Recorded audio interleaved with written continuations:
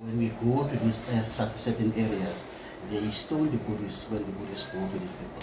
I think on the side of the government, maybe we can be helped how to make these people to be really inactive. And for now, they are active because the community, the masses, they like them because of what they are getting from them.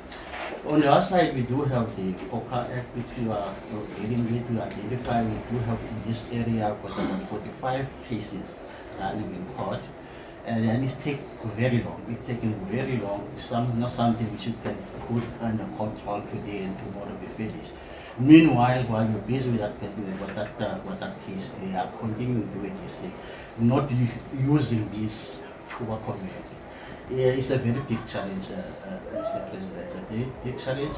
As my colleague said, that we need really some help from other departments so that we can together find a way as to how do we win the minds and support of the people, only the masses, that they must help us instead of helping the drug lords.